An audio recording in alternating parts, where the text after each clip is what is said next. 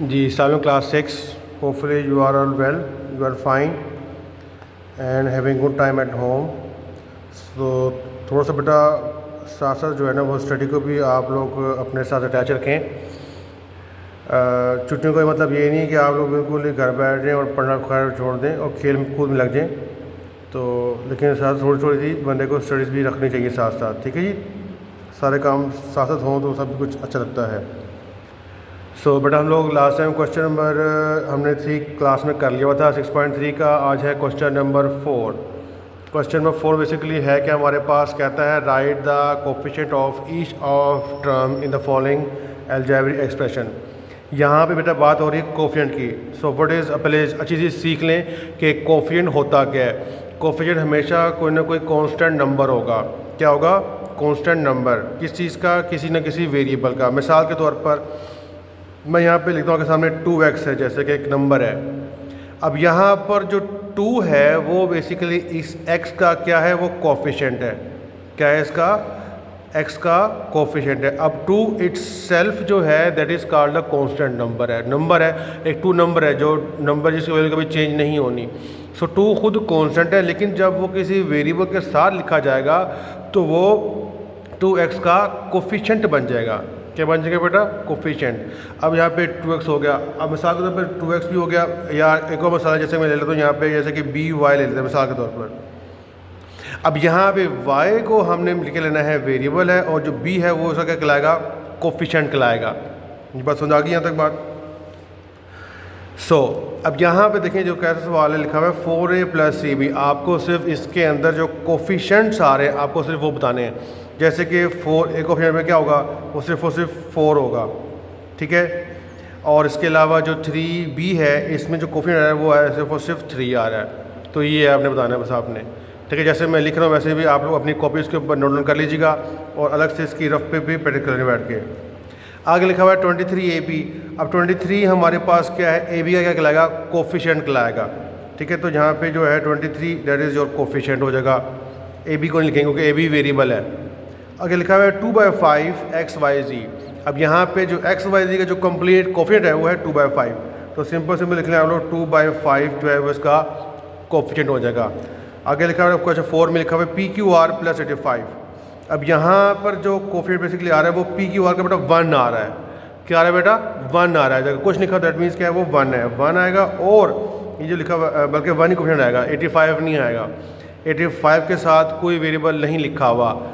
ठीक है, 85 के साथ कोई वेरिएबल इन्वॉल्व नहीं है। इस पोजीशन में 85 क्या है, वो कांस्टेंट है, it is not any coefficient. So PQR इसका जो कोफिशिएंट बनेगा बेटा वो होगा 1। अगर यहाँ पे कुछ नहीं लिखा हुआ दैट मीन्स यहाँ पे 1 होगा। तो क्या सिंपल लिखेंगे आप लोग? सिर्फ और सिर्फ उसका 1 लिखेंगे जो इसका कोफिशिएंट होगा। लास्ट में लिखा बेटा 15p + 81q + 9। अब यहाँ पर बेटा p का जो कोफिशिएंट है वो है 15, एक तो 15 आएगा।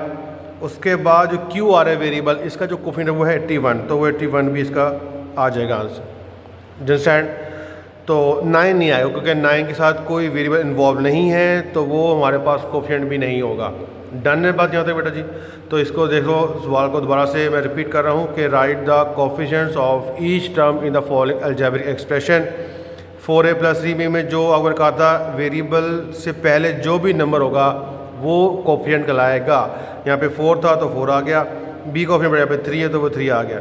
सिमिलरली ab में 23 कोफिशिएंट था वो 23 आ गया। xyz में 2/5 था कोफिशिएंट, वो 2/5 आ गया। PQR में बेटा को मैंने कहा था कि अगर कुछ लिखा तो 1 तो है यहाँ पर, तो वहाँ पे सिर्फ और सिर्फ 1 ही लिखा जाएगा, 85 नहीं लिखा नहीं जाएगा क्योंकि 85 के साथ कोई वेरिएबल इन्वॉल्व नहीं है। 5 पार्ट में था 15p + 81q + 9। तो यहाँ पे p और q थे वेरिएबल, इनके जो कोफिशिएंट आ रहे हैं वो आ रहे हैं 15 और 81, तो वो इसके आंसर में आएंगे। ओके, तो ये था आपका क्वेश्चन नंबर 4। इसको आप लोग बैठ के अच्छे तरीके से यहीं पे वीडियो को पॉज करके इसको अपने नीट कॉपीज़ के ऊपर नीट कर लीजिएगा, और प्रॉपर आपने हेडिंग भी देनी है। क्वेश्चन मार्कर्स लिखा होना चाहिए और डेट मेंशन हो और डे मेंशन हो। तो ये आज आपको काम मिलेगा। खैर से आज है फ्राइडे की 8 नवंबर जी। अब नेक्स्ट आता है बेटा क्वेश्चन 5, कहता है separate the constants variables and coefficient. अब देखो जो लास्ट टाइम सवाल पढ़ा उसी के ऊपर फिर सवाल बन के आ रहा है कि आपने यहाँ पर कॉन्स्टेंट्स को, वेरिएबल्स को और जो कोफिशिएंट्स हैं उनको करना है सेपरेट। तो मैंने देखो यहाँ पे क्वेश्चन ला के मैंने यहाँ पे 3 कॉलम बना लिए हैं, एक है कॉन्स्टेंट्स का, एक है वेरिएबल्स का और एक है कोफिशिएंट्स का। अब क्वेश्चन ये लिखा हुआ है 8a+1। अब यहाँ पर देखो बेटा a क्या आ गया, वेरिएबल आ गया, तो वेरिएबल कॉलम में a आ जाएगा। अब a का जो कोफिशिएंट था वो यहाँ पे तो 8 था, तो वो कोफिशिएंट के कॉलम में कौन आ गया, 8 आ गया।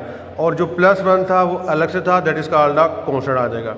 जिन स्टैंड में आता है यहाँ तक 8a+1 में हमारे पास जो a आ रहा है दैट इज़ योर वेरिएबल, तो वेरिएबल में आ गया। वेरिएबल का जो भी कोफिशिएंट होता है 8 वो यहाँ पर मैंने कोफिशिएंट में लगा दिया, और अलग से लिखा हुआ था प्लस का 1, तो किस में आ गया, वो कॉन्स्टेंट में आ चुका।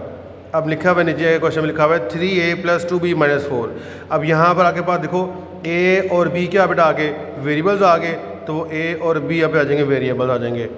इसके अलावा यहाँ पर 3 और 2 क्या होंगे बेटा, इनके कोफिशिएंट्स होंगे, वो 3 और 2 यहाँ पे क्या बन जाएंगे, कोफिशिएंट्स बन जाएंगे। और यहाँ पे लिखा बेटा -4, दैट इज़ योर कॉन्स्टेंट, तो ये आएगा -4 में आएगा, कॉन्स्टेंट आ जाएगा जी, डन। और पी क्यू में आओ जाओ बेटा यहाँ पे पी क्यू में आपके पास जो सिंपल वेरिएबल्स जा रहे हैं, तो पी और क्यू यहाँ पे हो जाएंगे वेरिएबल। इनका जो कोफिशिएंट है अगर कुछ नहीं है तो क्या है, 1 तो है, तो कोफिशिएंट बेटा हो जाएगा 1। और यहाँ पे कांस्टेंट कोई नहीं है तो हम क्या लगा देंगे, खुद से 0 लगा देंगे, इस तरह से, ठीक है जी बात। 4 पार्ट है ax + by + c। अब यहाँ पे आपके पास जो वेरिएबल्स आ रहे हैं वो आ रहे हैं हमारे पास x और y आ रहे हैं, क्या आ रहे हैं, x और y आ रहे हैं। तो x और y आ जाएंगे वेरिएबल। उसके अलावा जो कोफिशिएंट्स हैं बेटा वो आएंगे हमारे पास, x का जो कोफिशिएंट है वो है a, और जो y का जो कोफिशिएंट बेटा वो है वो b, तो वो आएंगे हमारे पास कोफिशिएंट हो जाएंगे, ठीक है। और ये जो प्लस c लिखा हुआ है दैट इज़ योर कांस्टेंट है, जो ये c में आ जाएगा, कांस्टेंट में आ जाएगा, इस तरह से। तो फिर आपको समझ में आ रही होगी। x और y बेटा 4 पार्ट में वेरिएबल्स से, तो वो यहाँ पे आ जाएंगे। x का जो कोफिशिएंट है बेटा यहाँ पे a है, वो तो क्या कोफिशिएंट बन गया। by में b था कोफिशिएंट, वो b कोफिशिएंट में मैंने लिख दिया यहाँ पर। लास्ट में लिखा हुआ है 3a + 4b + c। अब यहाँ पे a और b these are the variables, a और b क्या बेटा आगे वेरिएबल्स आ जाएंगे। a का जो कोफिशिएंट है बेटा वो है 3, तो वो 3 लगा देंगे। b का जो कोफिशिएंट बेटा वो है हमें 4, तो वो कोफिशिएंट बेटा बन गया 4 बन गया। और अगेन यहाँ पे लिखा हुआ है +c, तो ये बेटा किस में आएगा, ये कॉन्स्टेंट्स में आएगा, ठीक है जी। तो ये था आपका क्वेश्चन नंबर 5। तो इसको भी आप लोग अभी बैठ के अच्छे से इसको यहीं वीडियो पॉज करके इसको नोट डाउन कर लें, प्रॉपर वे में क्वेश्चन 5 लिखा हो मार्कर के साथ, और करंटली अच्छे और नए मार्कर यूज़ कीजिएगा ताकि प्रॉपर नज़र आए। उसके बाद क्वेश्चन में लिख दें यहाँ पर, और इसी तरह आपने बनाना है कॉलम कॉन्स्टेंट्स का, वेरिएबल्स का और कोफिशिएंट का। ये बना के अब इसको आज नोट डाउन कर लीजिएगा बैठ के, ठीक है जी।